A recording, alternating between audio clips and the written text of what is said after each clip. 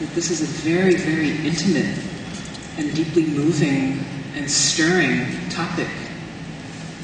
And we can get high-minded, can't we? Right? We can get pretty these big ideas and get lost and I think overwhelmed by the big idea of creating enlightened society, creating awakening, and so lost in the vastness of this idea and all of our big ideas that we get stuck in terms of the actual fruition of the big ideas. And so I invite us to just take a moment and connect with our hearts in the way that the Sakyong invited us to touch and to come in contact with our own feelings, human beings, and to remember that as great as that idea sounds, as wide and as vast, that it's truly intimate, because it touches us at the level of our heart's yearning, or else we wouldn't be here. Not one of us would be here. And so we can kind of get to hiding, we can get ourselves to hiding and intellectualizing and holding the idea out there somewhere, as if we're just going to come to this conference to talk about these ideas.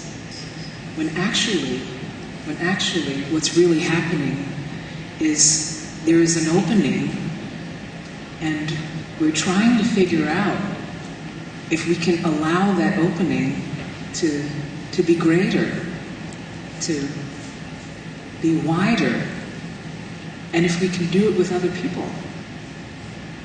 We can allow other people to, if we can expose ourselves, if we can be vulnerable in the way that I thought the Sakyong was quite beautifully vulnerable this morning in his talk, and expose ourselves for the hopeful creatures that we are, which is, not really in fashion these days. We don't really expose ourselves. We have the ideas, but we don't actually expose the heart that embodies and expresses those ideas in terms of our action. And so those of us that are part of all manner of, and I like that Meng said, Dharma communities, right? And the expression of Dharma, whether we call it that formally or not, whether we call it Buddhism or religion or spirituality or grassroots organizations, all expressing Dharma, all expressing the universal truth of our basic human goodness, and that aspiration that our basic human goodness is reflected back to us through society. And how heartbreaking it is for us right now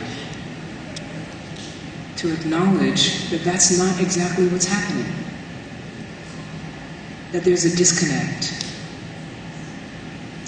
that with 30, 40 years of work being done towards these high-minded goals, there's a little sense of, not so much. We haven't quite worked it out.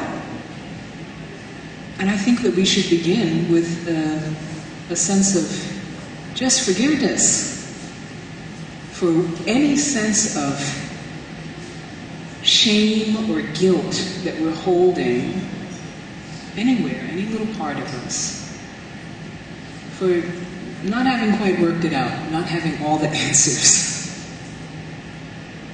And that's okay. It's a part of it. It's a part of it to be able to acknowledge that we don't have all the answers, and in fact, maybe we don't have any of them. But we're going to show up anyway.